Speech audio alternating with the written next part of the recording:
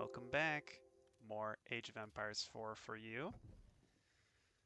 And the update has dropped. This is the first match on the new update. Tons of new content, tons of balance changes, and you're gonna see almost none of it. This is not a new map, it's Hillendale. I'm playing as the Abbasid Dynasty, and I'm going to be playing a pretty standard build order. My opponent is playing as the French, Apollon 5998, and the French got really very little in terms of changes. Just some fixes to the Pavis shield for the Arbaletriers. But yeah, you're not going to see anything too crazy or new. Hillendale's a map where Abbasid's really encouraged to do the second town center, just because you have a fairly defensible position here. There's three ramps leading up to your base. There's going to be one down here. And I will say in the recent update, they made it so that these wood lines, these forests here, don't block your ramps. There's sometimes where we would play Hillendale and this front ramp would be completely blocked by trees, and you'd effectively only have two ways into your base, which made turtling and defensive positions really easy. But that's been fixed with some of the map generation changes. So I'm glad to see this map is still holding out all right. And you'll notice it'll be a little bit more balanced. The relic distribution should be a bit more fair. Although these sacred sites, I don't know. I feel like this one is really close to me. These two are pretty equidistant, so pretty lucky with the sacred site spawn at least. Other map spawns that I thought would be interesting. I'm happy to see these bushes, these berry bushes, that I can just wall in right here. These I'll have to venture out a little bit to get, but I don't know. It's a pretty good map spawn.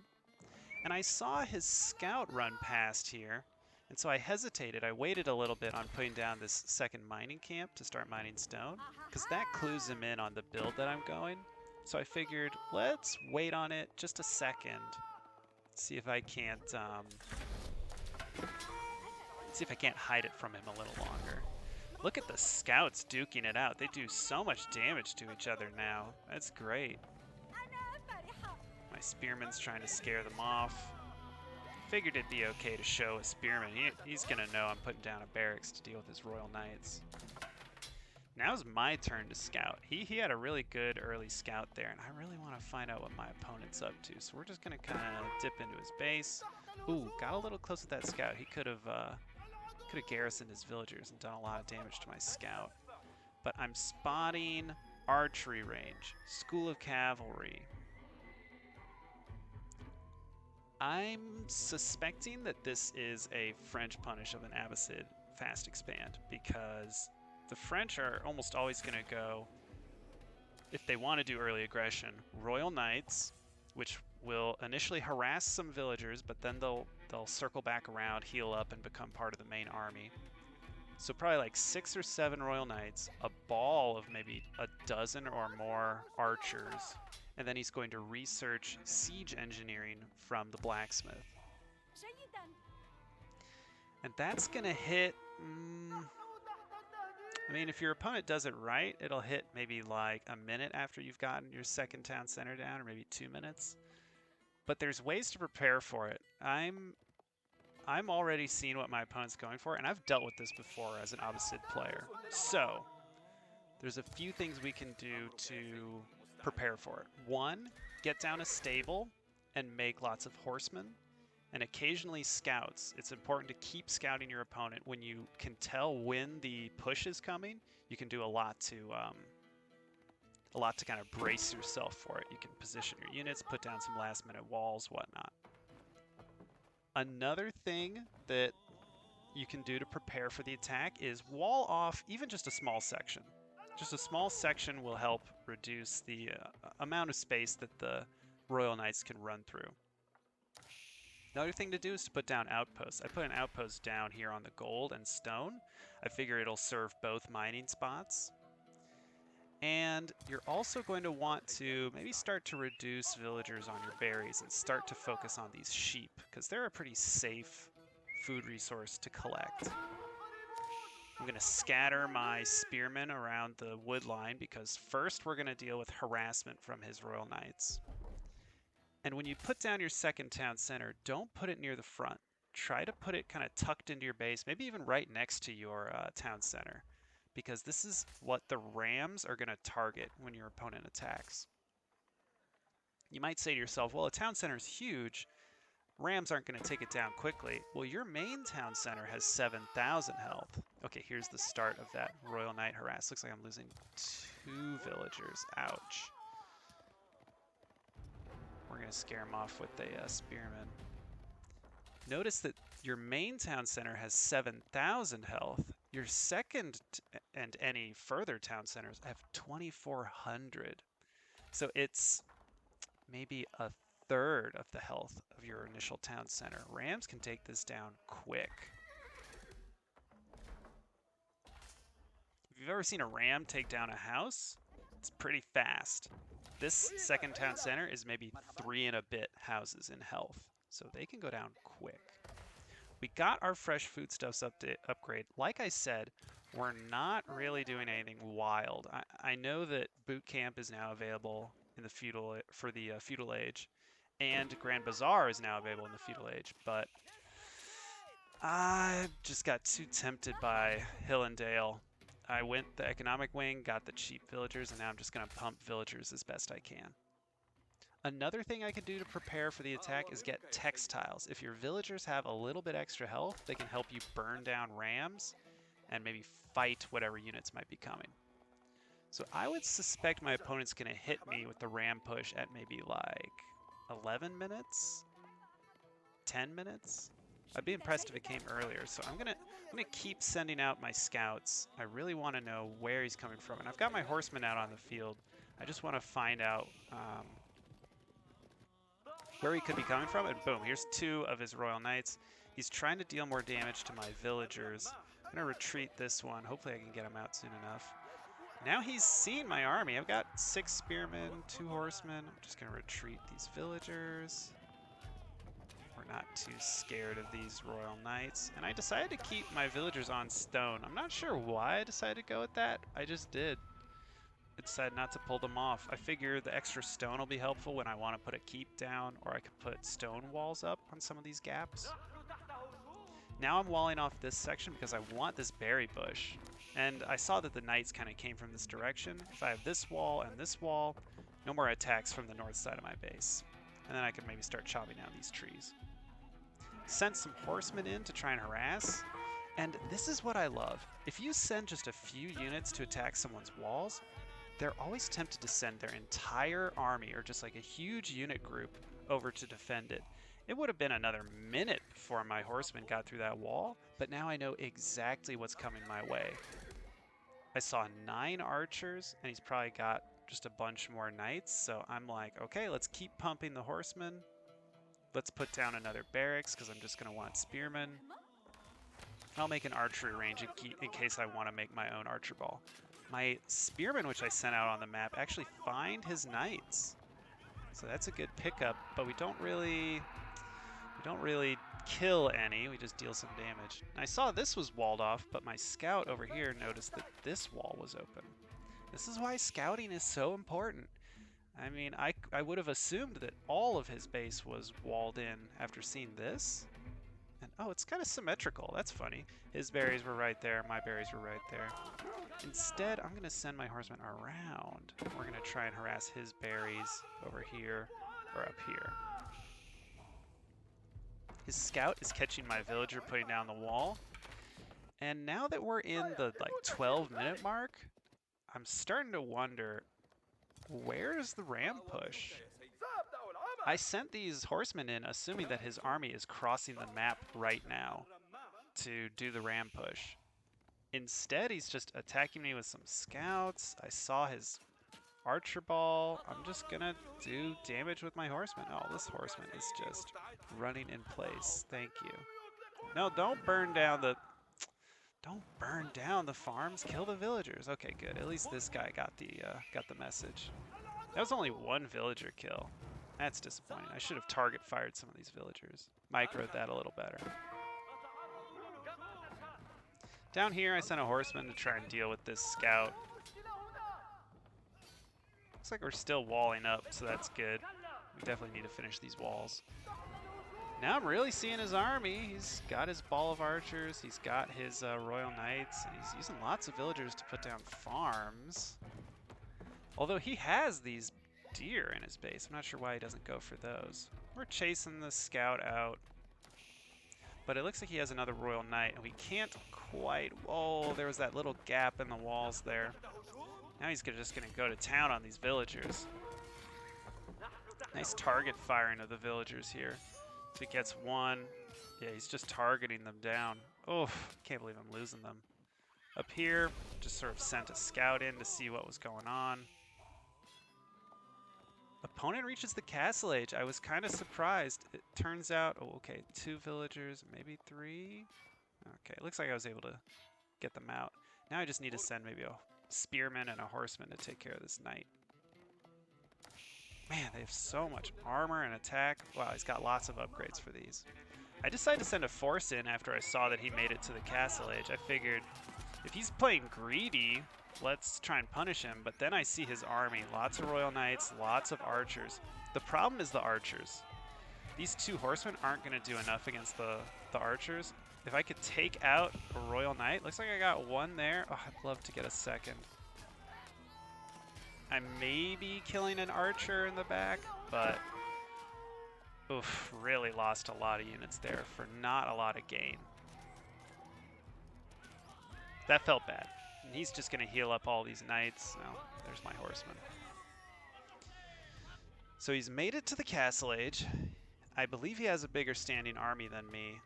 I'm kind of on the back foot right now. I was able to age up. We're going Culture Wing. Like I said, it's a super standard build from me. Nothing all that different from what we saw in previous patches. I'm just going to upgrade, get the Preservation of Knowledge, and I'll probably get Agriculture right away because it's dirt cheap now. I'm not going to wait for Preservation of Knowledge to finish. I'm just going to go straight into Agriculture. I put down an outpost because I'm nervous about my opponent attacking. We're going to retreat a little bit, kind of stay behind the outpost. Do I have any defensive structures? Yeah, I got this outpost back here and this wall up, so that's good. Really need this villager to tap away at that outpost and get it up. But looks like he's smartly targeting down my villager there, but I'm just going to send another in. And now I'm like, okay, let's engage, actually. Let's go. I've got 4 horsemen. That's more than enough to deal with this ball. And I've also got a camel archer, so if they want to try and retreat, we'll at least be able to take shots. And these camel archers now do more damage. So they're at least a little more effective against these archers. You can see he's losing his archer ball. His knights some of his knights are really low health. So I think I scare him away here. And if he tries to retreat with these archers, we could just pick them all off. I make it to the castle age. Perfect. World's my oyster at this point. I fended off his attack. I'm on 2 town centers. I need to think about where I might fall behind in terms of castle age tech. I immediately realized, you know what? I need to get a mosque up. Firstly, because I accidentally rallied a ton of villagers to gold. So gold is no expense for me. I can pretty much pump out these imams as quickly as I want. And yeah, this is when I notice how many I had on gold. I think I'm going to send them over to these... Oh, I'm sending them forward to this mill here. I had also built up a big supply of stone. So I'm going to drop a keep up forward near the sacred site. And then with my first few imams, we're going to grab some relics and probably this sacred site because it'll be secure. Unfortunately, I still have a scout in his base, so I could... yeah, I'm going to swing around, see what I can find. Lots of gold being mined. Probably going to be more royal knights, more arbaletriers. His food might be a little lacking, not sure. There's the blacksmith chugging away at upgrades. Wow, he's really upgraded. He's got great unit composition, or unit upgrades. with my scout running around his base, again, for some reason opponents, they see the scout, let's just send my whole standing army after it. He's smart to not be making units. We're both kind of in this point where we don't want to be pumping out an army. This is my standing army after the battle with him. And my scout finds these villagers putting down this palisade wall, and we sneak in. We're able to squeeze past and just massacre a bunch of these villagers. That was a huge pickup. That's probably 6, 7 villagers. Oof. What a pickup. And now he has to deal with this army. I don't think these knights are going to do it. I decided to put down a ram to see if I can get through this wall and send reinforcements, but he is making man-at-arms, and it's hard for my units to deal with man-at-arms. The camel archers are actually okay against the man-at-arms. They deal a good, like, high damage, but these spearmen are at least veterans, so they can deal with a lot of these royal knights. So look at the damage they're doing to these royal knights. That's great. That's expensive for him. And I send my horsemen up here to harass his villagers. I figured they weren't really good for this battle since they're just going to be kind of poking their spears at royal knights, which isn't going to do anything. So I send them up to his farmlands to harass. It's a good thing to do when your army has a slight cavalry composition, or particularly horsemen. Just send them up into their farmlands. I'd say in total, this attack claimed a good chunk of his royal knights, up probably 8 villagers. I mean, what a pickup. And it all kind of served as a screen. During that time, we managed to get our imams out on the field, and we spent all that gold that I had built up. I spent it by queuing up a bunch of blacksmith upgrades. You can see we got our armor upgrades, we're getting military academy. I think we also spent gold getting, yeah, the boiling oil upgrade on this. We're pumping out imams, and I believe we upgraded our camel archers. Figured they could be a good, just kind of blended in unit, something that could just fit into the army. And you can see I'm still making scouts. I'm really happy about that. I want my stables to occasionally be making scouts. We've grabbed 2 relics off the map. I'm a little hesitant to grab a sacred site because that reminds your opponent, oh yeah, I should be making religious units and playing the religious game. But I go for it because this keep is in a very good position. It'll defend that. And I'm just spamming out units at this point. What's my military production looking like? I'm getting down more archery ranges. So it looks like 2 barracks, maybe 4 archery ranges, 1 stables. Oh, okay, more barracks over here. This is what I like to see. I've always lacked in the military production, so it's good to see me spending my wood on military production. Looks like I've expanded out here to chop more trees because the ones in your base can run out really quick, and I don't like how exposed this is. Using this villager to just plop down towers left and right. Why not? It gives good vision. You can actually see my vision on the map is really good. Putting down some long walls to just kind of defend large chunks of the map.